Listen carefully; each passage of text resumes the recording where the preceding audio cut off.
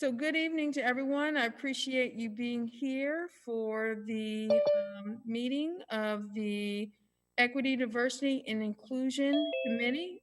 Today is February 22nd, 2021, and this is our second meeting of the month of February. We're going to give just a couple of more minutes before we start officially for some additional members to have the opportunity to join.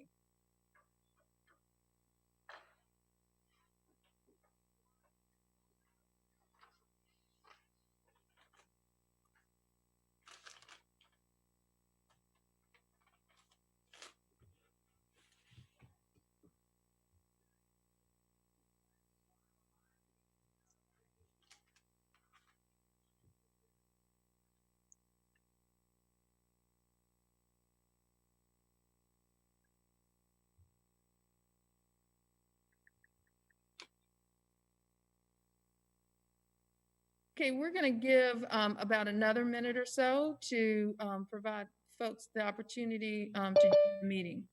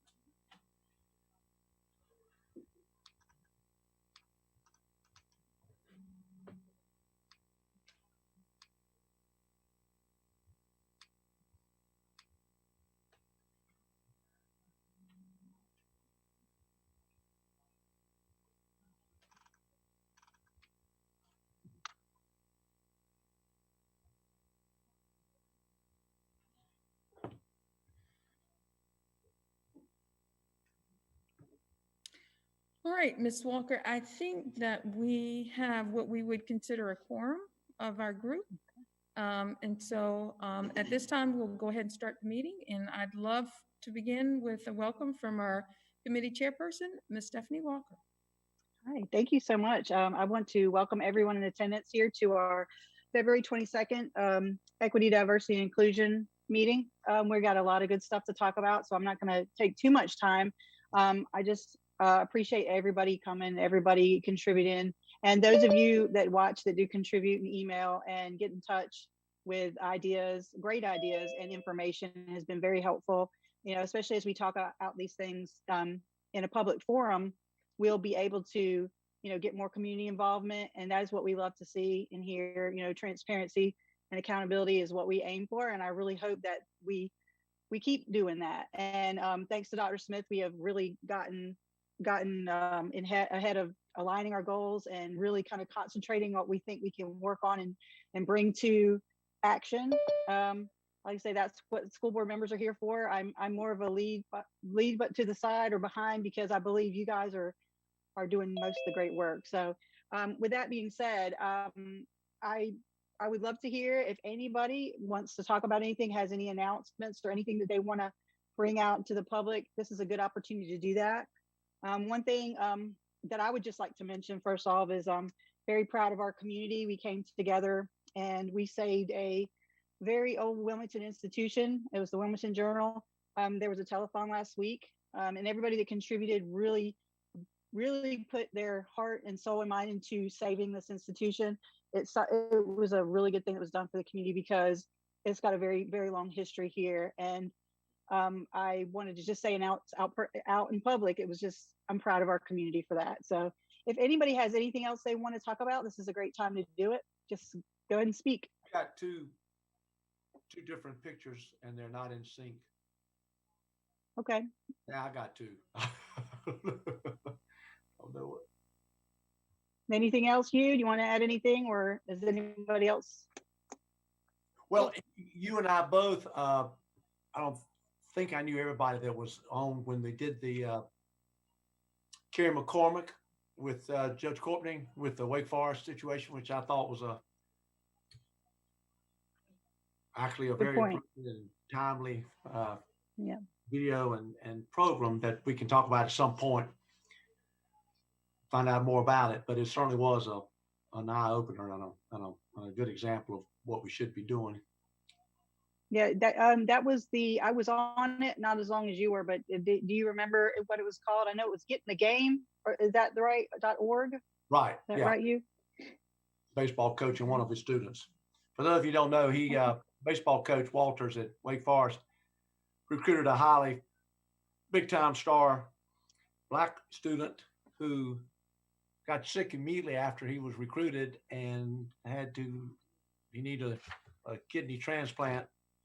And of course, he and the coach hadn't known each other. Make a long story short, because it was a long story, he donated a kidney, and they're now talking about all the things that have come because of that, and the equity issue, and treating everybody the same, and giving something of, it was a really, and Judge Courtney and Kerry McCormick, who's involved in a lot of those types of issues. He was a retired principal, I think, from New Jersey. He's gonna kill me if I'm in the wrong state, but it was good. You saw it. You were there.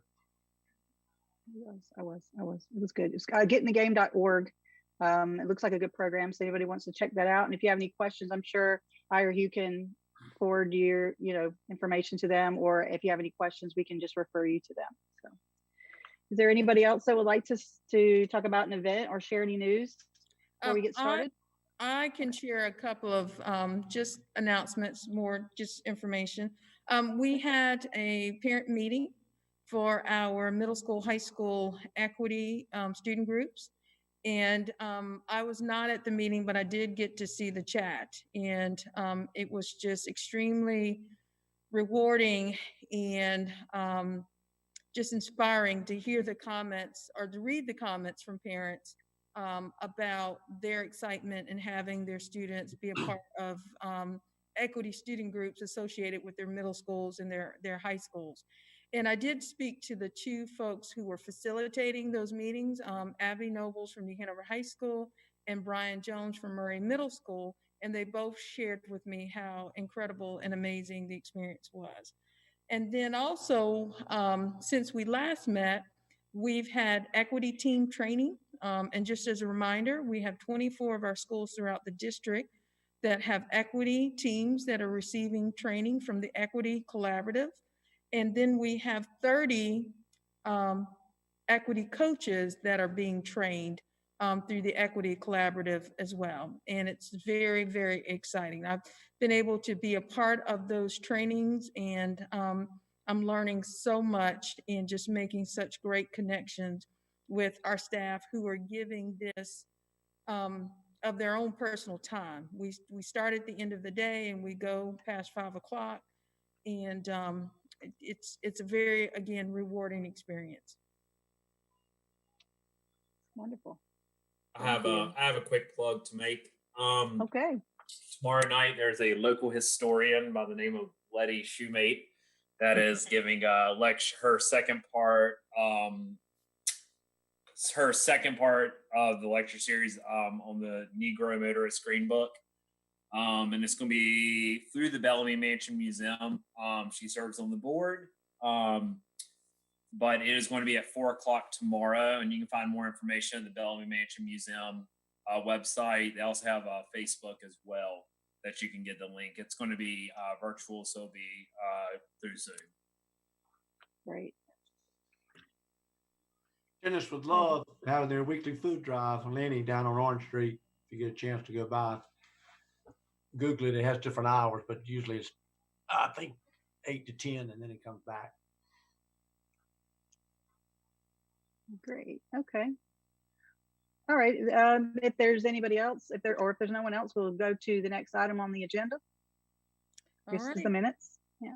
Well, thank you. And Thank the you. minutes can be found on the district website. We don't tend to review them as a part of this meeting, but again, Okay. if you see an error or if there's a need for an additional deletion, just please let me know, and we'll make that change. And then what we do have next are our subcommittee updates. And I'll just say out the gate, I'm so very impressed with what um, I've seen thus far included in the work that you've done. And I really look forward to hearing from each subcommittee tonight.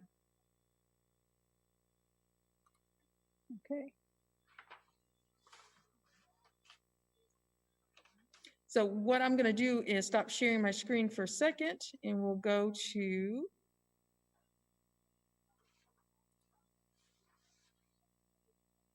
there we go, our goals. And as I'm transitioning, I'll make mention that Casey Smith shared with me that she updated our existing spreadsheet to give an indication of where previous goals might fit into new goals. So for all of you, if you don't mind toggling between the two, and then you can see that information that Casey has added. And Casey, I really appreciate you doing that. And if you want to speak to that a little bit, you're definitely welcome to. For clarification, you have that other one up there, right, Dr. Smith? I do. If you want me to bring that up. Just real quick, so everyone knows where to look. All I did was I added a left-hand column over there to indicate like what goal 1 through 6 the SMART goal probably fell under, but that's just me looking at it this morning one time. But I try to make a suggestion, like I think this probably goes with goal 2, or maybe it's goal 5 or goal 6. And I left it red if it wasn't currently couched already in our new spreadsheet. And there were, I think, 2 of them that were, so I put those as green. Okay. Thank you again, Casey. I really appreciate that.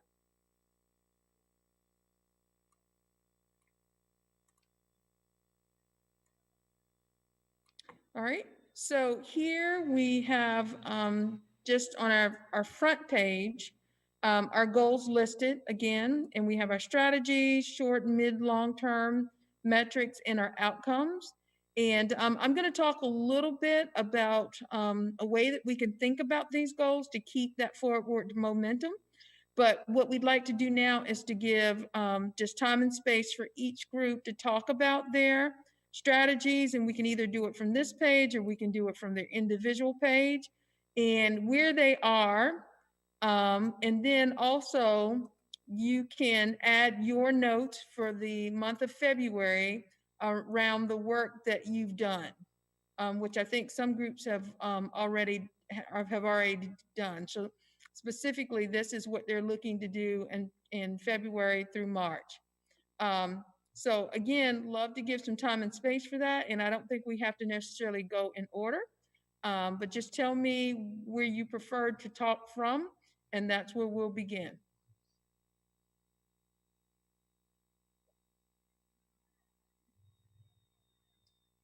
We're goal 1, and I'd be happy to go first, but I don't have to go first. So let me just feel out the group. Are we okay starting with 1? I'm okay with that. Okay. Sounds like a good order. Let's use our numbers. Thank you for that. So Sean and I have not met since our last meeting, and I was thinking about this in the interim, and so Sean, we didn't have a chance to preview or pre-think this together, so let me put it out there and invite you to react. A lot of the thrust, and maybe if we want to switch to our goal 1 page, Dr. Smith, just so I can clarify, a lot of the thrust and the timing of this is led by educators, not by community members.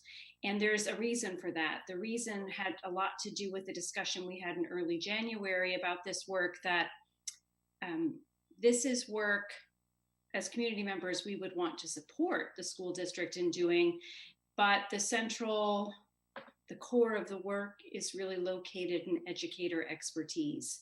And so we don't want to take that away. And so the activities for January, February, and March are really about schools taking a look at their data. And two questions came to mind for me as we developed this spreadsheet, but also as we discussed earlier in February, I should say. One is, does the district have a research office that already is giving this information to every principal and every district lead regularly? Or have we asked for something that is very different from the culture of reporting? And I don't know that as an outside person. I don't know if you have a district research office who's already doing this. And the second issue has to do with something that Casey asked in the chat in early February that I thought was very helpful. A reminder that and get me right on this, Casey, there's an equity leadership group that is already asking principals to look at data like we have requested here. And how are we aligned with that? We certainly wouldn't want to distract people or pull people apart from an ongoing equity push in the district. So we've got these two questions at the start with a preface. The preface is, this work was not for Sean and me to do. This work was for principals and the district to do. The two questions then are, is the district already doing this? Is there a research office that already provides it? And can we hook in with that rather than creating something new? And two is there an organization or some training going on where principals are being asked to do this that we can also integrate with rather than pulling people in different directions? Well, I think those are two great questions. And one, we do not have a research office. We do have an Office of Testing and Accountability, but we do not have a research office. And so I agree with you wholeheartedly, around the concept of this not being the work specifically to you and Sean. And I guess for this process, just the insights that you've already identified, we want to make sure that we continue to move that forward. And I'll use just a little bit of the example of the fish who's swimming in the fishbowl. Mm-hmm. And you ask the question of, about the water, and the fish says, what water? So sometimes it really does take that independent lens, that very different perspective to help those folks within the organization think differently about the outcomes that they're giving or that we're getting. So I think you guys have asked some great questions. And then to Casey's question about the equity leadership group, and I'm sure she's referring to equity work group, and asking principals to look at data and how we align with that. And what we've done since we initiated this process with this group is we've gone to them and we've shared exactly that. So when I meet with them, I'm going to share exactly where we are in their updates. And so there are things that are coming out of this and the conversation that are going to be given to them, and they're going to lead that work in the different aspects of what they do. So that's where some of our data, like I'm going to share with you discipline data or suspension data just for this year. And that's coming from a department that's represented by that group. So you're helping to drive and inform. And so what I would say is that we're very, very, very well aligned. The only thing that they do that's slightly different is just really the emphasis on professional development. And we're trying to build our base and make sure that at the very least, there's a knowledge level so that we can translate knowledge to actions. It's just, when you talk about, in essence, balancing the equation, if you don't understand what an ion is, it's going to be very different. If you don't understand how to use the periodic table, it's going to be very difficult to do. So we're trying to build the knowledge base and the understanding so that we then can translate to this shift and change in behavior. Oh, I think that's so great. And you're really echoing what we're trying to do here.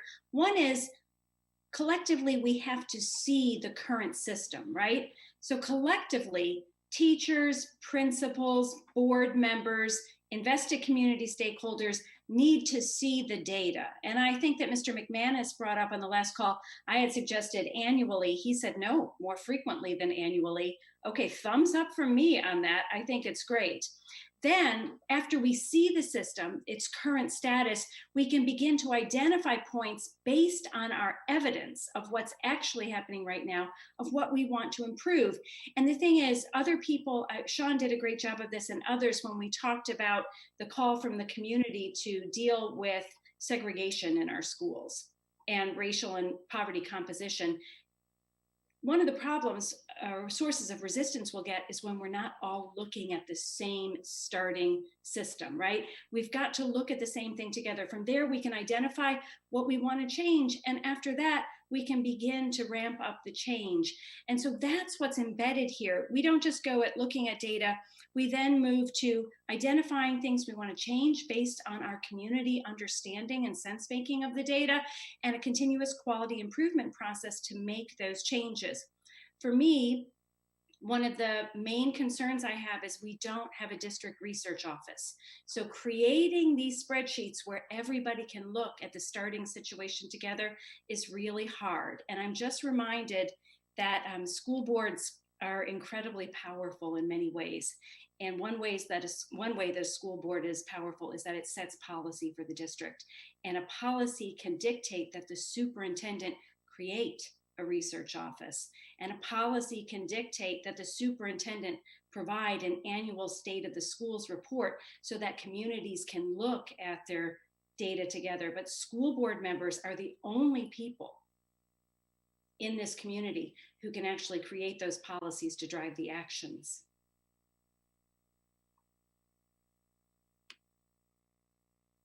And just one supplement that I want to add on that Dr. Smith and I have talked about before is specifically the role of like authentic buy-in. You need authentic buy-in when making these changes from both sides, right? You need it from the people who are the educators actually implementing the changes, because there's so much complexities that I probably would not understand looking from the outside in.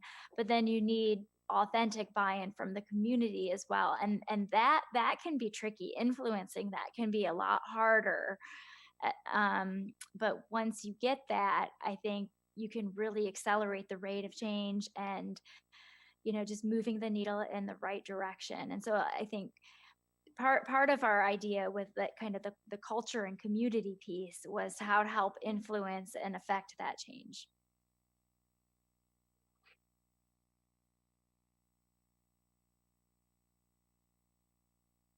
All right.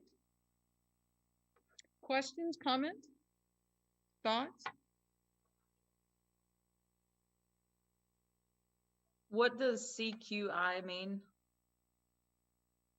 Continuous quality improvement, and it's a form of inquiry that respects the fact that the folks working on the front line are the folks with the most information. So as a community member, I wouldn't say to you, here's your research agenda. Perhaps I would support you in asking questions that mean something to you as classroom teachers, as principals, and setting aims. Here's what we'd like to accomplish. Here's what we believe would be evidence that we'd accomplished it, and here's what we could do to study to see if we're moving toward that aim. And so that's continuous quality improvement. It's just a form of inquiry, but it's an inquiry that really, like Sean did such a good job of saying, respects the fact that this, everything can improve. You can have the greatest school system in the world, and there's always room for improvement, right? And our typical ways of incenting improvement in public education are to shame people and to punish people. And shame and punishment don't produce the results we're looking for. And so instead, how do you lift up the people who have that frontline expertise? How do you support them in asking and answering their own questions? And I should say there was another question. Karen, last time in the chat, said, does our spreadsheet deal with African American students? Absolutely. I apologize, and I will own the fact that I just rushed through those spreadsheets. But if you want, please do dig into them and make suggestions about what other data we could collect. But we are definitely prioritizing looking at racial inequities, looking at inequities based on language status, looking at inequities based on special education status, and access to specialized programs that might give people elite resources. So please feel free to improve the spreadsheets, but absolutely we're paying attention to race. So did we add that population in? Yes, it was in there, but I probably rushed through. And well, but let me say, I think it's in there, but feel free to take a look. And if you think we have missed something, improve it. Absolutely. Because we want that to be front and center. Mm-hmm. Thank you. And one subtlety, I guess it's not a subtlety, and everybody probably in this meeting is aware that, you know, African American students get referred to for special education at a much higher rate than other students. And so like that in and of itself is a problem, because you know, the differentiation is just different in special education, but also then going back to, well, why is the differentiation different in special education as well? Like that, you know, you can really pull the thread on a lot of systemic issues when it comes to segregation. Okay. And I think Franchon had a question. Yeah, so all of this data, like where is it coming from and when is it going to be available and who's going to get to see it? Because I had this conversation over a year ago, and I didn't get anywhere with it. So there was a group of us that had the conversation. So I just want to know from an accountability standpoint, what are going to be the barriers? Because the barriers that I always get is I'm not a part of the school system, and I believe Miss Kristen is not a part of the school system either. So I'm just trying to figure out when and how that's going to happen, and can we go ahead and say that on record so we can start making progress? So yeah, so the requests that come from the EDI, specific to this one, the spreadsheet has been given to both our elementary and secondary directors, and they have been directed to work with our principals to populate that with their data. There are also some data sets that we can populate from the district side from our testing office. So that's how that is being directed. But any data request is being handled more or less like a public information request. So we will not only share it with EDI, but we will share it broadly with the public as well.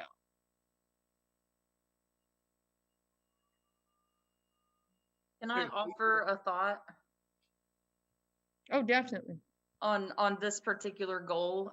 Because I know it's geared around outcomes, and I think it's important for us to keep in mind that really the only and primary way we have of looking at outcomes are through standardized testing, which is already developed from a dominant cultural perspective lens and is really driven by a whole lot of money. So I think it's important for us to keep that in mind, that might not be the only thing we want to look at long term, and that there's other kinds of outcomes that we might want to develop ways to measure. I really like that suggestion. I think it's important. To a certain extent, we have embraced your suggestion at the outset by looking at opportunities as well as standardized test outcomes. But we did not really explore, let's say, socio-emotional learning outcomes. We didn't explore civic engagement. We didn't explore public service. We didn't explore friendships or other kinds of social interactions that might be considered very relevant for developing humans. And so that's just my way of saying, you know, we've given you what we've given you, but I agree with you that we should build it. We should build it out. And in the way of building it out authentically, we should find ways to know those things about children. Casey, I think that is a very good observation.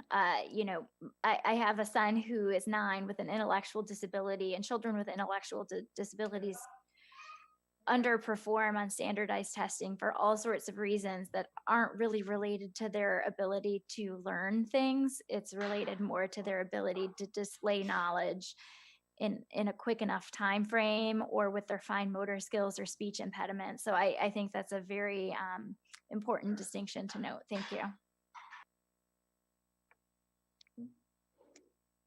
All right. I think at this point, we may be ready to go on to goal 2.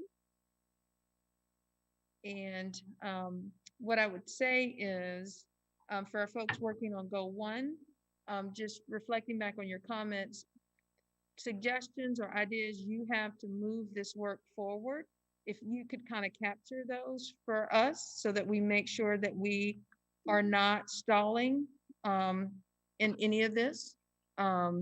Just like, how you've submitted the request. If you want an update, if you want to see where folks are, then ask that question and we can make sure that we bring that back. So we want this to be two-way communication where you're pushing out and sending forward, but we're also being responsive to make sure things are moving.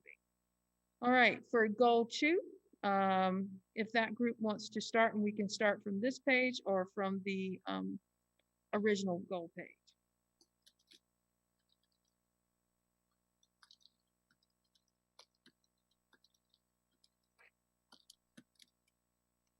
Dr. Smith, I can talk a little bit about this goal.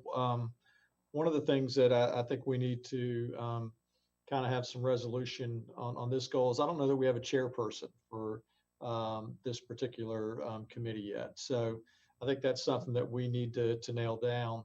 But I am able to speak to several of the strategies that are on here and in regards to where we are and what has been done. So I'm happy to talk about that, but I don't know that I can talk about each of the different strategies that are listed because they were populated by different folks. But that being said, I think if we were to go down to number 8, where it speaks about bringing in an inclusion specialist for training, I do think that we have had quite a bit of professional development and training for administration over the last 2 years through different groups. I know we've had James Ford in. We're working specifically with, we've worked specifically with REI in the past as well. That has not only been school level and district level, but also community level professional development and training that we've had. So I think that is well underway, and you spoke to some of that earlier today in regards to some more of the work that continues to go on here in regards to bringing in specialists to help move the professional development efforts along. Looking at intentional scheduling based on data at the high school level.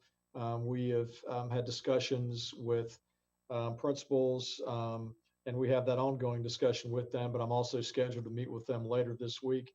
So that really would cover the looking at data in the high school. And interestingly enough, there, the discussion right now is not only about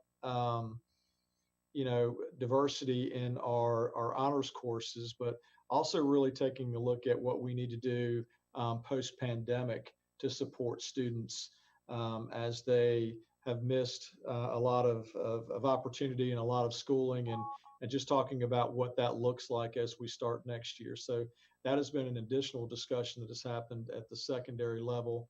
And we've had some vertical meetings between our high school principals and our middle school principals to try to facilitate, particularly in math, what that might look like as 8th graders transition to 9th grade. So those conversations are happening and are scheduled this week. Some district level discussions on CCP are occurring. We do have some funding in place for our career and college promise students. This is a great opportunity for high school kids to earn college credit. We have a unique partnership with the state and with our local community college, Cape Fear Community College, where we're able to access these courses. And so what we would like to see is more funding to support that for all of our students at the high school level. But we do have some funds there and would like to increase that. Haven't really had an opportunity to have any discussions on increasing pre-K access, although I did talk with a member of the pre-K team last week, and there are still opportunities open for next school year. So they are not at capacity yet. So certainly we'd like to see more students accessing pre-K, but we still currently do have availability, for next year. And I know it's still early in the enrollment process. So that's pretty much the just kind of an update on some of those goals. Some other folks may have some updates on some of the other strategies as well. So I'll just kind of turn it over to other members on the team if they have any updates. But I don't know that we have collectively met as a subgroup yet. Al, And thank you for that, Al. Yes, ma'am. Al, this is Hugh. We're going to begin school on March the 9th. Of course, the 8th is work day. I think somewhere in all of this discussion, we need to start focusing on making sure we get as many kids as possible into, and most of you, I think you know this, that the state is going to support a summer school or extended school year, whatever you want, how you want to address it, doesn't make any difference, which I think is vitally important as a continuation after they've finished our school year, at the end of our normal school year. And the state, as if I remember correctly, as I read it, wants to focus particularly on those kids in the math and the reading arena. Is that right, Dr. Smith? Help me out. It is. And so I think that it's not too early for everyone, Al, as you're meeting with principals, to not only identify, but to encourage and to, however, locate, call, do everything necessary that they know this far ahead of time in the planning for hopefully and I know the specifics of when the earliest we can begin or end, as my understanding is 5 days a week. It'll be 6 hours a day. It will be basically like a school year. And I think that's wonderful that they're doing that, because that's going to add, hopefully, once they've gone through this period of time, they'll be better focused, and hopefully we can recapture something, because we're in a bad situation, a horrendous situation. It needs to be said. So I think the earlier that we can invite, coerce, whatever we need to do, push them, go get them, to get all the kids in school that need to be particularly focused in those areas is vitally important. And I don't think we can do that too early. All right, thank you. So Al, a couple of comments, if I can make those.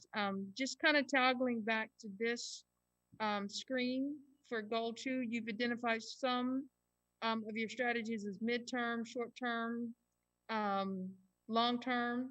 And what I would encourage you to do, and I know that you said you guys haven't met as a collective, but when you do have the opportunity to identify them on this sheet, and then talk about almost like those actionable things toward that.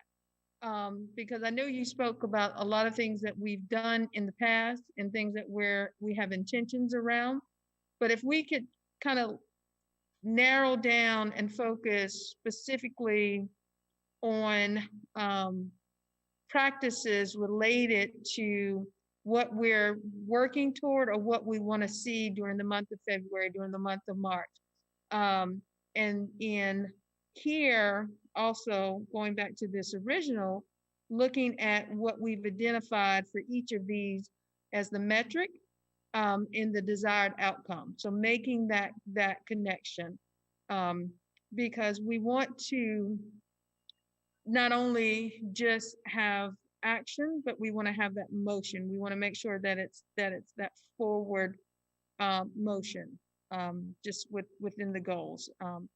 So just whatever the group needs, and I think you make a really good point. I think in the absence of either equitable leadership or identified leadership within the subcommittees, sometimes it's hard to initiate those conversations. But thank you for your update. I really appreciate that. Goal 3. Okay, I think it's just me and Miss Beatty here right now for our goal. And I let me just check. I'm just trying to see who's here that's from goal 3. Let's see. Yeah, it looks like it's just me and Miss Beatty right now. I I've got one strategy right now. I feel like it's a big goal, and I feel like it's something that's going to take a little bit of, well, it's going to take a time to really kind of get from now until then where we want to the outcome to be, which is reducing suspensions. I was talking to Dr. Smith about, the wording here. I don't want to say eliminate because I feel like that kind of boxes in, but if we get there, that would be great too. I basically broke it down into, and of course, I have a poli-sci background. So when I'm looking at a strategy, I think to myself, well, like Dr. Smith said, we got to get the data first. We got to look at the data and perhaps even get it presented to us from a person that knows a lot more about it so we get a better understanding. This topic has become, I think, a very upfront topic lately, especially since we're redoing policies. And 4300 addresses the student, I think student discipline. I don't know if that's the exact terminology of the 4300 series, but we are looking at that, and we are, we're trying to find ways to, well, it would be my dream or goal, whatever, to make that policy where it's more inclusive of other ideas instead of going straight to disciplinary actions. K through 5, pre-K through 5 specifically, which we really are trying to collect data. What I've done here is basically broke it down into acquiring all the data that we're looking for. And because of my poli-sci background, I look at a SWOT analysis because there are a lot of organizations that have done a lot of this work. Specific district stuff is going to have to come from us, of course. They're limited about information on a state level, but it's 2018, 2019. I know it's going to be a challenge too because of COVID, the numbers aren't going to kind of be the same. And when we get back in full time, they're going to change as well.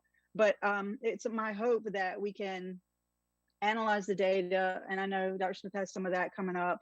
Also kind of analyze our strengths, weaknesses, opportunities, and threats, meaning who's out there that's done the work or who could come speak to us as a board and let us know. I think another board member of I are trying to line up a speaker for our next meeting on the 2nd to talk about some different, behavior management things that we can do and perhaps incorporate in our policy when it comes to discipline. And I know that's, I've spoken to another board member who feels like discipline is a strong word to use. We really kind of want to use terminology too that speaks more to what we want to do, which is behavior management. And so I've kind of broke it apart into really studying things that eventually will get us to talking about budget matters too, because if our goal is to eliminate or drastically reduce suspensions, we really want to go and look at what resources we can use, to replace what we have already, or what other techniques we can do. But understanding it is the biggest part.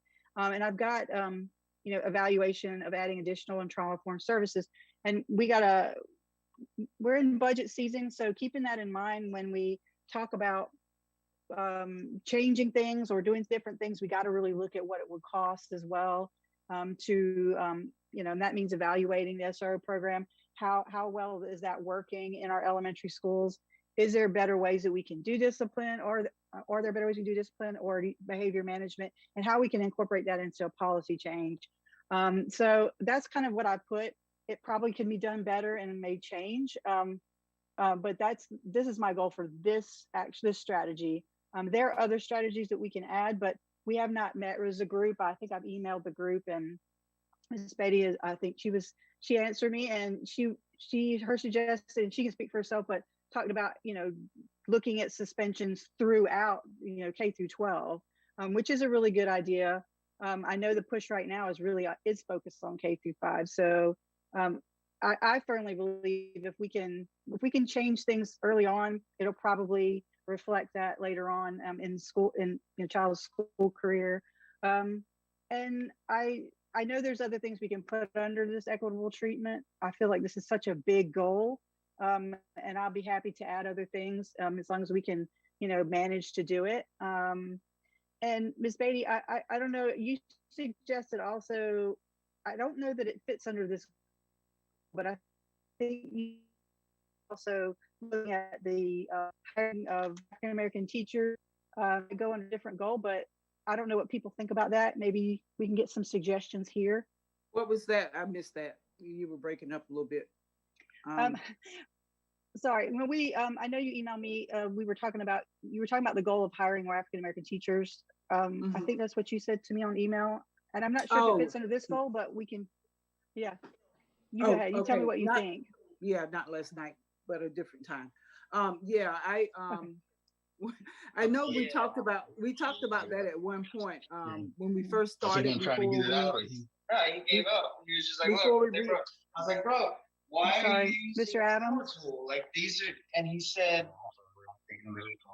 I was like, yes, ma'am. Sorry, sorry, Miss Beatty. Mr. Adams, Yes. I think we can hear you. I think Oh, I'm you can sorry. unmute. It's okay. It's okay. I was trying to hear Miss Beatty talk. That's all. Yeah, Okay, Miss Beatty. and so I think that was something that we were talking about before we started reorganizing here. We have to find a place to fit that in so that it doesn't get roll off the table or get off of our agenda, because it is a high priority. It started out as a high priority, and I'm hoping that it still is a high priority. So back to the strategy for goal 3 to reduce in elementary schools. Maybe that could be like kind of short midterm, and then we can move towards middle school and high school more long term, because it is a huge undertaking. And I know that there are one group in particular that has a petition out to end school suspensions. And I have been approached to sign the petition. And so, full disclosure, I told them that I would not sign it because I thought it was unrealistic to think that we can end suspensions in the schools. It's an idea goal, but it's unrealistic. And I think that we need to be moving towards something that's more fair and equitable, because in the long run, you got to think about the whole picture, the total picture. The school staff, what will they do? Their concern was ending not long term, but in school and out of school. And what it kind of boxes you in. Where do you go from there? And restorative justice is one of the things that can be done, but restorative justice more informally has been done in the schools already through school counselors and school social workers. I know there are some school systems that, and I'm not discriminating here, but there are some school systems that hire only master's level social workers because they're trained to deal with behavior. So, just throwing out some ideas of some things that we could look at as we move towards trying to reduce the suspensions, not just in elementary, but in the middle and high school. And I'm sure that everyone that has worked in the school system know that what happens in the middle school and the high school students, whenever they are turned out, they turn out to the streets, and it's just not a good thing. And they become chronic offenders, and that's how the whole pipeline thing, school to prison pipeline thing begins. I get the concept and the mindset about starting in elementary, but I think our vulnerable population is really right there in the middle as well. Okay. Yeah, very good points. And I say if we can begin with the data, and then we can look at maybe some strategies. Sometimes when you start with, a data point or a starting point, sometimes when you get data, you can change your beginning strategy too. So I'm hoping if we can really look at the data, see where we think we can do better, analyze, everything out there that's being helpful. I say it's become, at least I've noticed, it's become a very hot topic here locally too. With you're referencing the NAACP Parent Council has put out a petition about it. And I think it is in the news a lot. And I think it's because a policy discussion started it. Well, it was started before that, but it's all wrapped into this whole discussion on policy, because in the end, all the policies are kind of the district goes by. It's what we go by. It's our laws. And so if we can incorporate it eventually into changing policy or adapting policy to kind of move away from more punitive measures, especially to younger age, into ways that are more trauma informed, I think it's going to go a long way on up through grades. I say I always have to reference what I remember as a child, and I know children have bad days, and sometimes they're dealing with a lot at home. And I feel like if there's ways to change that when kids are younger, it's just so much more helpful throughout their lives. So I just wanted to say this is our starting point, and if we haven't had a chance to meet, but I'd be happy to do it between times. I put myself as chair only because I know Dr. Smith needed somebody to as a point of contact, but I'm happy to pass that to anybody on our committee that wants to take that. Otherwise, I'm happy to do it. So, is there any other suggestions from Just one anybody thing, in the group about this? Oh, yes, just ma'am. one thing, just one thing that I'm thinking is, perhaps we could consider community input as a part of this. I don't know. Okay. How, That's what I was going to say with Karen. As a classroom teacher, I love the idea of trying to reduce suspensions. That being said, not all teachers are created equally. There's certain teachers that'll really certainly go above and beyond as far as well, what can we do? How can we figure this out? But how are we going to make it manageable for teachers, and how are we going to make sure that it's equitable, of course, for students? Because I just want to make sure it's sustainable. I love it. I think it's a great idea. I just want to make sure it's sustainable and something that can be managed where you have buy-in from teachers, you have buy-in from principals, you have, parents and across the board. So I agree with Karen. I definitely think we need almost like a public town hall or forum on it, perhaps virtually, just to get the ball rolling on that, get parent input. Because I saw the infographic that went around on Facebook, and I thought it was really interesting looking at the amount of days that students missed out of the classroom, and it is sad. Like I don't, I know as a classroom teacher, I do everything in my power to keep kids in class because if they're in class, that's where they're learning. And that was a part of the conversation. One of the members that I was talking with was saying, one school had like 170 some not absences, suspensions.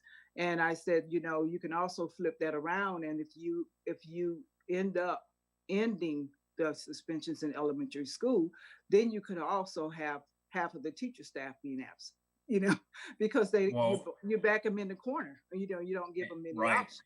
Yeah. And not only that, people don't need to think that because you end suspension, you gain instructional time. Because if your classroom management strategies aren't there, whether that's PBIS, which is a positive behavior interventions and support, if you don't have a really, really good classroom management strategy in place, then you don't really gain any instructional time. And I would actually say, that depending on what it is, you may lose instructional time. So it's really multifaceted. And I think having a good town hall forum with perspective from teachers, principals, parents would be really important. I think that could be a short-term goal. Yeah. I would say too, I agree with when you look at the data, especially local data, and I haven't had a chance to study everything yet. That's what we're working on with the data sets. But I have seen, and I've even gone as far as while I was running, this past year, comparing a couple of schools in our county. And the numbers, it's so drastically different. I've attended CREED workshops too with James Ford that addresses this concern when it comes to equitable treatment in the classroom. When it comes to suspensions, there's so much more higher in African American students, especially male students, and also students that are deemed special needs or with a disability. And I still haven't answered that question in my mind, why it's so drastically higher. And that's what and I agree. I mean, having a town hall, getting that information out there, it gets people thinking, and maybe it starts to create some ideas about what we can do. And perhaps the strategy shouldn't be drastically reducing or eliminating, but maybe implementing different behavior management strategies. But you're right, we have to ask teachers, we have to ask parents, we have to ask principals. And it really is going to take a lot of discussion to make the change, but I think we can do it. It has been done in others, and that's what we can look at in a SWOT analysis, is finding out what else has been done that's been successful, and what can we repeat for that. So it's a challenge for sure, but I think it's something we can do it will help, students overall in the long run. Right. So is there anybody else that wants, I'm sorry. Well, sorry, I Okay. apologize. I want to make sure That's that we give enough time for each of our groups Yeah, sorry. to present. But I also want to hopefully redirect you guys to the chat. There's some great discussion in the chat. Two things I want to kind of address in the chat, and then Sean had her hand up, and then Sean, I'll come to you. So one, there was a question by Kirsten in regards to kind of how can we move forward with getting the data and that type of thing. And I think that maybe if we could break that data set up into incremental pieces, that might help at least get some of that data coming back to us a little more quickly than having to wait until the end date and then we receive it all of it all at once. And and sometimes you can kind of have a little bit of data overload. So I'd love to kind of flesh that out. And actually, I would like to set for myself as a next step is to have maybe an interim meeting with our committee, our subcommittee chairpersons, which means we need to all have a chairperson of our subcommittees to really strategize about how we can keep this moving forward. And then for our next meeting, I'd love to add on our agenda just really an update where we are with all of our data requests. And I think, Sean, you asked the question about extended school year. Unfortunately, I'm not able to speak to that from a position of knowledge, and I apologize to you for that. But I know that Allison Jones, Dr. Allison Jones, our Director of Special Education, would be able to respond to any questions that you might have about extended school year. And then also you had your hand raised. I was just going to note, Ms. Walker was talking quite a bit about, suspensions and behaviors. And I was just going to note for the overall team, when children with special needs have challenges with behaviors, they get a functional behavior assessment and enter what is a behavior improvement plan. And there's so many different strategies to help based on what the antecedent to those behaviors are. And it is a very important individualized tool for those students. And I just think it could be, an option, or maybe there are different options for that kind of positive behavior intervention to address antecedents instead of just the consequence of the behavior, which is kind of the natural stopping point of where the suspensions come from. So I was going to note that. And for ESY, I was going to just ask the entire team, is that something that is going to be encouraged for everyone or the most at-risk students? And I mean at risk in both socioeconomic terms and, just like if there are just typical students with grades that are struggling. And that question doesn't need to be answered now, but as you mentioned, it might be beneficial for those students too. Well, so it wasn't a specific special needs question. Okay. Well, and of course I went right there because, we have the formal extended school year. So you're just talking about additional learning opportunities for students. And what I can say is that when I come back for our next meeting, I can be prepared probably at that point, because I think at that point the board will have seen it, what our district response is going to be for that. And I can give you those metrics as well. But right now our conversations are to make it very broad and very wide. So we're going to be as inclusive as we can. Go for. Thank you.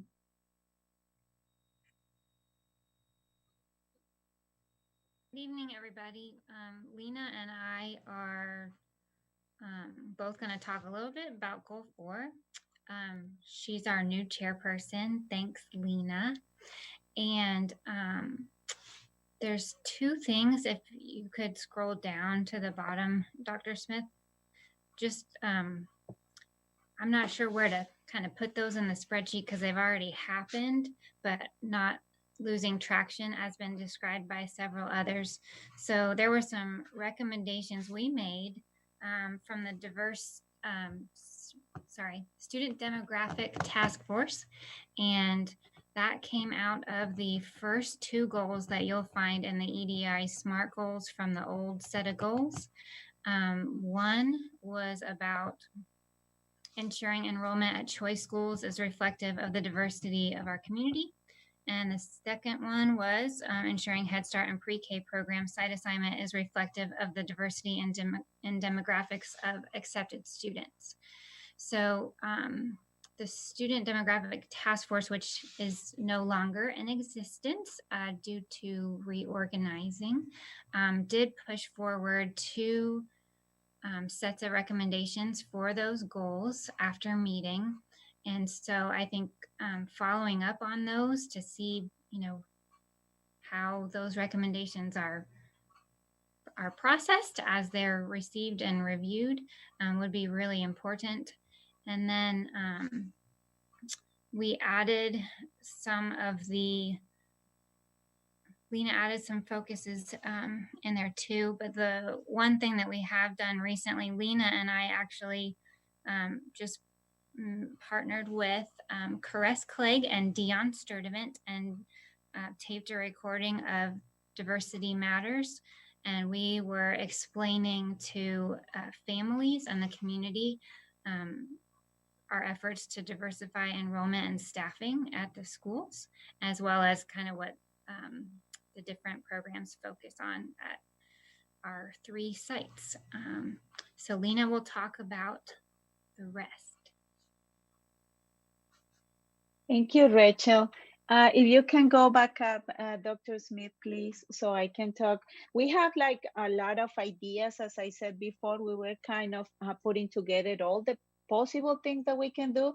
As always, we try to show more than we can. So we were trying to narrow this down into something that is doable for us and that we can effectively take to completion, at least to make a final recommendation for implementation. And this also is in response to Dr. McManus asked me last time, why would it make mental health a long-term goal? And I'm thinking that that's go very along with what the other groups are discussing. We don't want to start from zero. We need to count the data that we already have, the practice that already exists, and we can get a better buy-in from teachers, and we can see if we have strategies that are already working in other schools, we can replicate that, and under what terms we can replicate those in other schools. If not, then what is the adjustments that we need to make with the resources that exist? So it's not something, if we want to see a true change in something, we need to do it right, and we need to take our time to process and to see the strategies that are in place already. And from there, we can improve, and we can little by little change mindsets, little by little make more implementation, get more community buy-in, because it's, it's a huge undertake.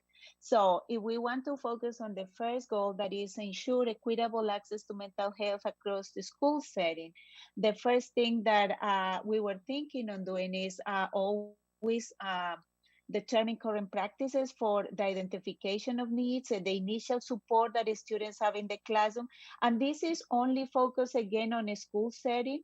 And that's the experience I have. So that's where we are starting from. But definitely we can see this from other, if we want to do this more interrelated with, I don't know, with health department, with other offices that have initial system for the students or for young people, on how they get identified, what kind of services we have for them, because this is not only a school issue, this is a general community issue that we need to see at large. But for now, what we want to see is, what are we doing in the school system? So what is the initial support on tier 1? How do we manage that? We have kind of some information with the new implementation of the social emotional learning curriculum. So that's data, and there's a lot of things that are in place already. So we can document that and see, I think by year 1, especially with the extraordinary conditions that we are going under, we can have some solid data on how effective the tools that we are putting in place are. So then the second layer of support, we go into the MTSS process, that is the multi-tier support system. What is it that we do when we see students that are struggling with behaviors? And here I am going to define struggling with compliance with what are the school rules. because there is a lot to say also about that, about who's creating the rules and what rules I know how to follow and I consider important and what rules I think are arbitrary and just they don't comply with my personal, with my, I would say with my background, with what my family deemed as important. So that's a process that we also need to take into consideration when checking on these behaviors from students. Then when the students have been through the MTSS process or even before, if the situation deemed necessary, the student is put through an EC referral. What do we do with that? We have a lot of data and information on academic referral. How much input do we put in social emotional referral for the students? What is the support? How consistent that is? To how long do we follow through with the different strategies that we might have for the students? What are the services offered that are outside the school setting and how accessible are those to parents and the community?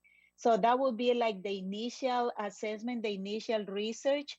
And I think we are being very optimistic to think that we can have data on 2 months on that. So the next part, once we have what the practice is, we want to go and dig on data. Now we want to see the numbers. Based on this implementation, what are the successes, what are the challenges? And based on this, we can even divide this to be more tangible and more doable into elementary, middle school, high school, and alternative schools. There is a huge research point there on alternative school and how effective they are, and what is the social emotional support that this school have for the students. And hopefully with all that information, we'll be ready to make some recommendations for implementation or calling specialists to give us some more guidance on what is the macro structures that we need to put in place to be able to support the students and the schools more efficiently. So that's kind of the thinking process right now. We take suggestions, we take comments, whatever comes through your mind. Okay. All right, thank you. One more quick question.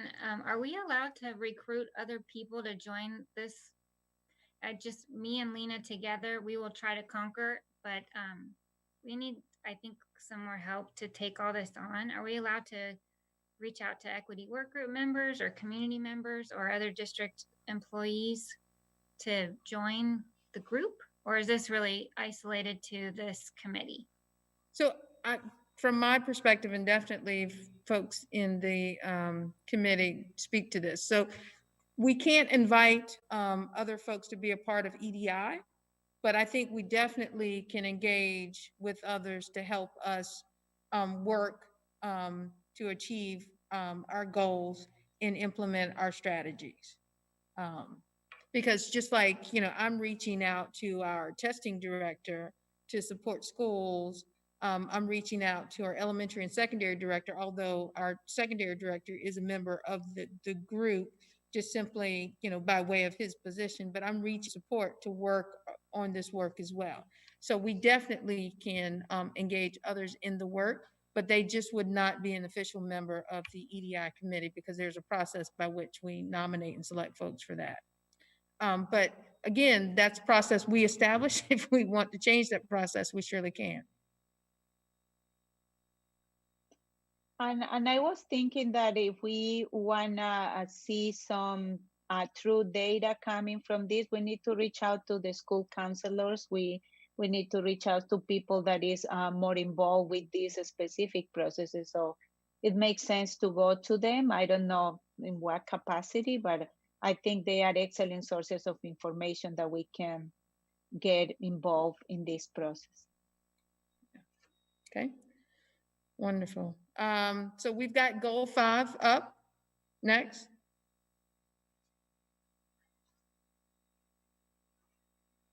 And again, I encourage you to please take a look at the chat. Very good discussion happening.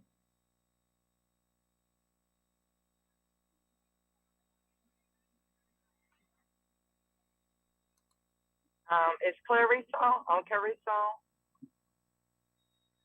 Miss Clegg? Is who on? I'm sorry. Miss Clegg, is she on? No, she's not. Okay. Well, I guess I'm representing Goal 5. Good evening, everyone. One of the things that I'm learning through this discussion is I think we're on, as far as goal 5, what we looked at, and I'm driving, so I apologize. We're all kind of all over the place. We're collecting data. We're looking at it from various viewpoints, but maybe we need to hone in and have that discussion a little bit more to tighten up to say, okay, well, this is what we want to prioritize and kind of evaluate our time frames one more time. So we are scheduling weekly meetings starting this week, and that's what we communicated with one another. So we're still a work in progress. We did ask initially for data, I want to say the beginning of February, the end of January, and Dr. Smith has provided us with some, and Ms. Clegg has provided us with some data from the communication department.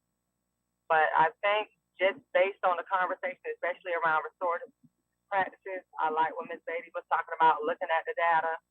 And, you know, when we go back to some of the 2018 data, especially for high school, the biggest suspension rate was due to maybe, it was not a maybe, it was due to drug offenses.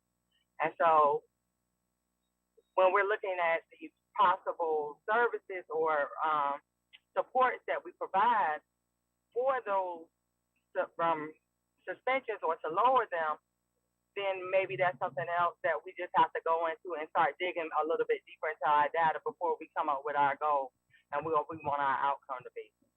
And so I guess that's my report or our report. And I apologize, it's not complete. Definitely no need for any apologies. I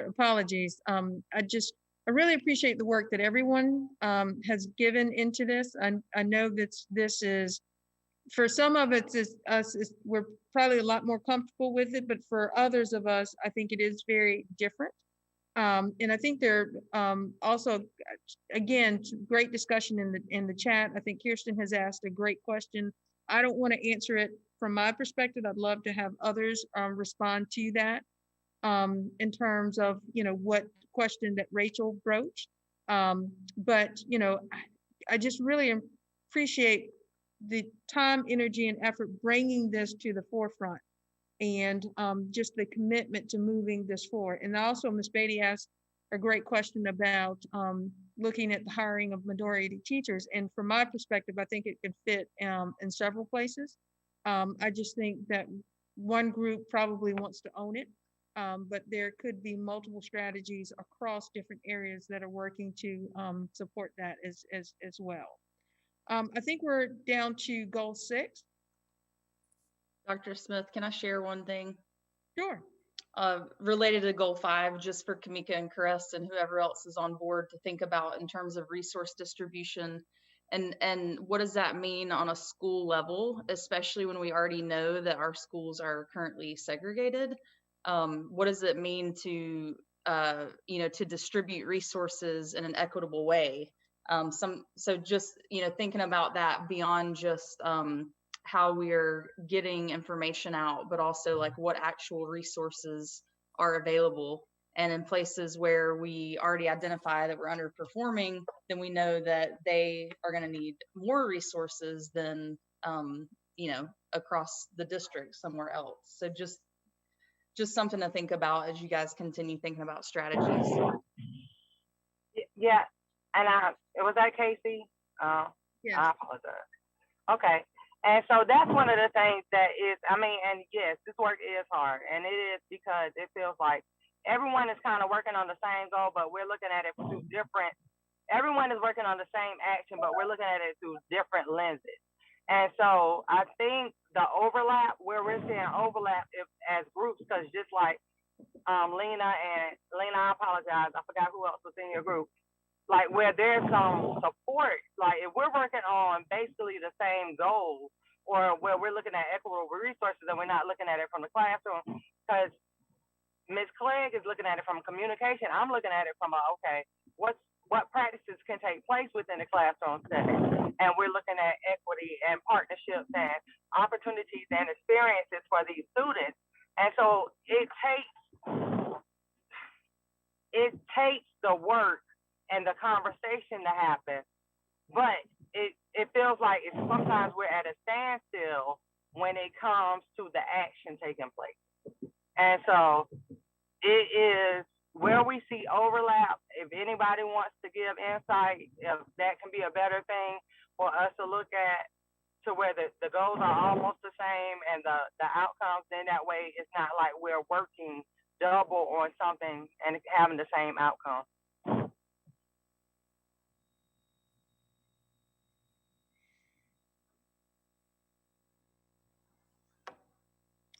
Comments from the group?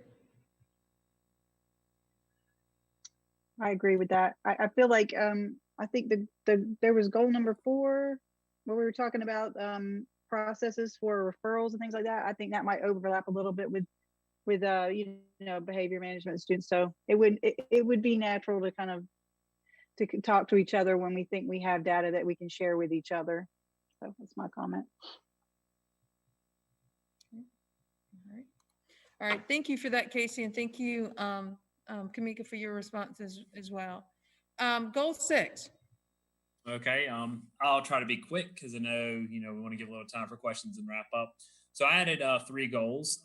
These were things that I kind of noticed come from a classroom teacher's perspective, and I kind of ran it by Fran, Sean, and Thad as well. And got some feedback from them. But just looking at these 3 goals, one thing I noticed is as a classroom teacher is I feel like there almost needs to be an accountability pipeline document, something so that we as classroom teachers would be, I don't want to say bottom of the rung, but as far as we think about holding equity accountable within the district, we would be at the bottom of that as far as the pyramid. And it sounds from talking to other colleagues across the district, there's always different expectations from high school to middle school to elementary school. Certain principals communicate differently.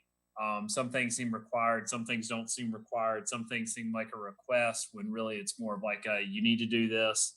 So I think if we could have some type of accountability pipeline, or possibly, and this might sound bad, almost cutting out the middle person, cutting out the principal, almost if something comes from, if something came from, from you, Dr. Smith, or if something came from Dr. Faust, or if something came where there's nothing getting lost in the middle. I think that would help teachers stay more accountable as well, because we get lost among everything. So I think if we understand, this isn't really an ask. This is something that you need to do. You need to do this equity training. This is a requirement. This is going to make you a better teacher. And I know sometimes it may come off as maybe another thing on our plate, but I think if we start prioritizing this, I think it becomes more, you build it into your practice, I guess. You build it into, you start to build it into your everyday life. For example, as a teacher, I know I have to put grades in Power School because parents can see it. As a teacher, I know I have to keep a parent log for accountability. Why should I not also have to make sure that I'm completing these equity trainings? Why should I also not have to make sure I'm doing these other pieces? So that's just one thing I believe, just to clarify. And I know our principal does a really good job of it. She runs everything through Google Classroom, which is awesome. It helps us keep track of everything. But I don't know that that's the same across the district, just from conversations with other colleagues. So I didn't really know how to word that, but almost like I said, where are these decisions being made, and kind of like dictating down to the teachers, just because I think that would help kind of clarify, especially among everything going on right now, because everything seems required, but then it also doesn't. So I think that would help clarify. And then point 2, accountability documents to ensure that 100% of staff have received implicit bias equity training. I know this is in the process, but can we have a document that is shared with the EDI committee, so we can see stats and numbers on each school? Is there a way to get this data directly from the Equity Collaborative or Leading Equity? I do know now that we're doing the Google Forms for the Equity Collaborative, the equity team coaching. I think just simple things like that filling out the Google form to go along. Because I know, for example, like with the leading equity with Dr. Akins, it was kind of we did it. Here is this, submit it to your principal, et cetera, et cetera. But just maybe some more conversation happening around that. Almost like on-site based, kind of like follow-up conversations with that, I think are important. And then our third goal, and really, like I said, this was just me kind of putting things together. I think it'd be interesting to have principal reports highlighting the individual equity work occurring within each school, or a simple report that highlights work towards this goal with the principal's PDP. For example, our principal told us, reached out to me and she said, one of the things that I really want to work on this year, my professional development plan, is working towards, leading more equity training within our school aside of just what is coming down from the district. So, some great conversations happen from that. And, for example, we're doing the culturally responsive teaching by Zaretta Hammonds, looking at that book, implementing that with our staff. We're also looking at, looking at the community as a large, previewing Wilmington on Fire, and which would greatly help understand things all the way up to segregated schools, or why there's a north side Wilmington, why there's a south side Wilmington. So I just think that's just really important to help kind of like hold schools accountable, make sure that this is a priority, make sure that, this amongst everything else is also taking precedent. That was, I guess, the main theme I was trying to get to with these three goals. But again, the wording and the clarifying, I think, is where I still need help on that. Well, and I appreciate that, Tyler. And of course, all of this very much are works in progress for us. And I'm really starting to see the interconnectedness of this with everything that we've talked about thus far. Again, I want to make sure we give time and space for our data presentation. So I know, Lena, you had your hand up earlier and would love to give you the opportunity to make a comment. And then I'd like to transition into sharing with you the discipline data. I did have some additional information about different types of goals, but I'm going to table that and maybe just have that conversation when I meet with the chairpersons of the subcommittee. So, Lena, if you still have a comment, if you want to go ahead and speak, and then I will transition to our data presentation. Thank you, Dr. Smith. My point, I'm going to try to make it very brief in response to what Tyler stated on the first goal, the accountability piece. I am completely in agreement with that. However, from the symbolic aspect of that, we need to make it relevant for teachers, sending the right message. Sometimes we are bombarding teachers with things that are required, and there is no physical time for them to do it. And then we expect them to do it. So then principals cannot require that because it's over the more than 2 times over the teachers allotted time to work and to physically have some, personal life.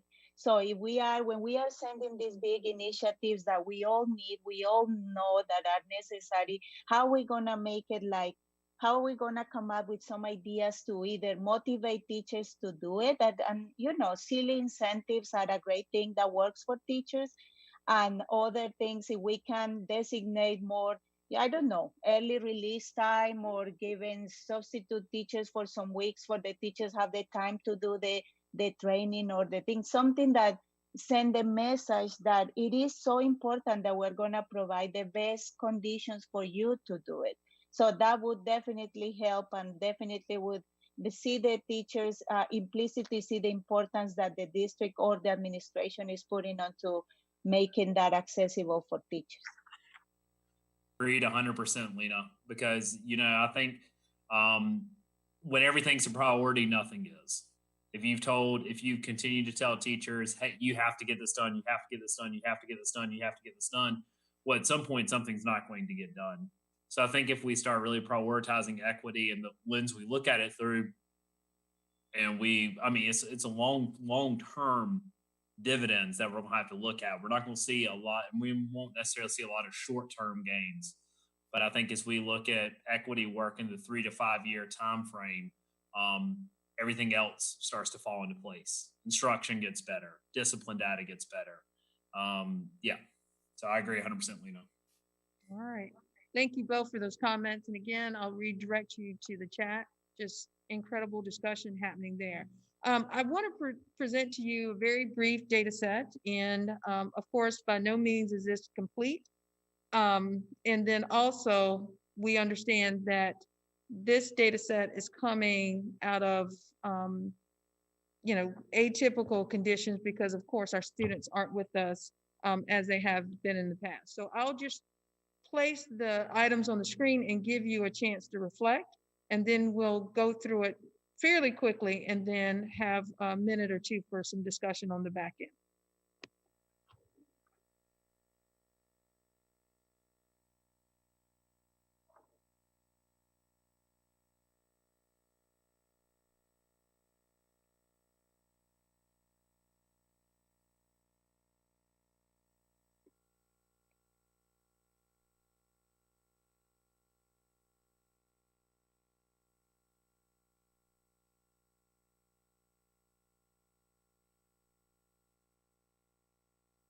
I just want to point out the hypocrisy of an out-of-school suspension for cutting class.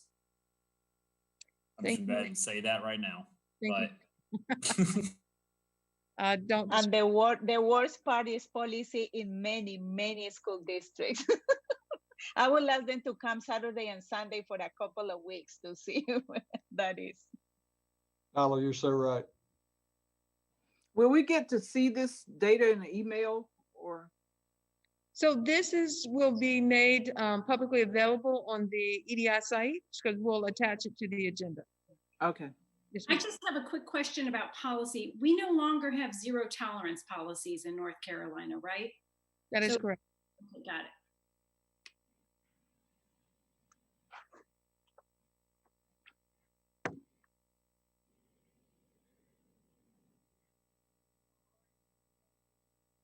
And so again, just prefacing this, and I know that we're running really short on time, understanding that this data set is impacted fully by COVID, but we still see what the numbers are. So I welcome your reflection, your comments, your takeaway. This probably is the screen that jumped most off the page at me when I look at the percent and the count, and then also this screen as well. I would love more data about the IEPs and what the underlying condition is, because African-American students are more likely to be referred for IEPs for behavior issues, but not necessarily for autism or other types of disabilities. And so I'd love to see in that 69%, what is the IEP status? Okay. And also, I was looking at that too, and I haven't been in the system for a minute, but is there anywhere in there where students with 504s are accommodation plans? So that is not a part of this data set, no. Is that data pertinent to what we're doing as a comparison and looking at it by demographics in terms of race? I think any cross section of data is relevant. I just don't know if I don't know how easily or readily available that might be, but we sure can ask the question. And actually, if you don't mind putting exact what your question is in the chat so that I don't get it wrong. Can I just add to Dr. Smith? I know these are our district this current year. I was gonna say, if anybody wants to look in the goal 3 window of our spreadsheet, I've got some links in there. I'm actually adding them all the time. And there are a few that are pertinent to Hanover. Like I said, it's data from like 2018, 2019 year. But what I've noticed straight off the bat, and not like getting super, analyzes the numbers, they're very similar, whether it's this year or previous years. That's what I was saying about the disparities. They're so broad. And, obviously since we're out of school, a lot of the time, the numbers are going to be, the actual like incidence numbers are going to be lower, but the percentages are still pretty stark. And I've got information that was sent to me about New Hanover County. And if you go to goal 3, if you guys want to just pull that up and look at the websites, you'll get more information too. But like I say, I'm going to be requesting a lot more of this information, and maybe I can get it in a form next time to show you guys kind of what I've seen when I look at data. Because once you see the data, it's like, say, like Dr. Smith said, it jumps out at you and you're just like, it asks more questions like, what is happening here and why is it happening? What are the incidences? And are there ways that we can bring those numbers down, through different methods? And I've already gotten some really good questions about the data, so I've jotted those down. And I do apologize for not minding the time a little bit better, but we are actually out of time. But I would like to give Mr. McManus an opportunity to close, and maybe we can start either with this data and responses to your questions at our next meeting. And then we might actually put some limitations on the amount of time that we spend on each section so that we can make it through the entire agenda. But I do apologize to you for not minding the time a little bit better. But Mr. McManus. I'm gonna be quick because you put me at the end. No, I love it actually. I like the idea about the priorities. Of course, I've said that from the beginning. And I'm kind of a doer, so once we get priority, it's a whole lot easier for everyone to focus on that or those. Are there any plans to do pulse survey on the individual schools? I think that might help us in looking at some of the rationale behind some of the things that are going on, or not. That's my closing comment. I just think that'd be a great tool for everyone to do an anonymous survey and get a pulse on the schools. As a teacher, I agree 100% because there's so much.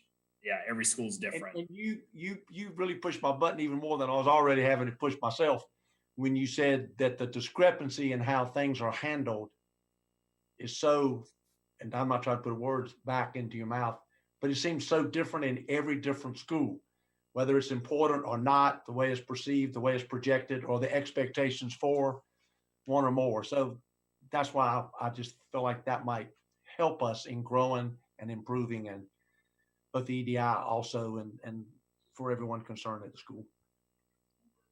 All right. Well, thank you, Mr. McManus. Thank you to all of you. Again, I apologize for exceeding our time tonight. We will start with this data and our updated questions at our next meeting. And I will schedule an interim meeting with our subcommittee chair. So if your subcommittee doesn't have a chair, please identify someone or identify everyone. And then we'll talk about how we continue to move this forward. So thank you so much for your time. And I hope everyone has an incredible evening. Thank you. You too. Thanks, everyone. Night, everyone. Thanks, everyone. Thanks, Thank you, Dr. everyone. Smith, for another good meeting.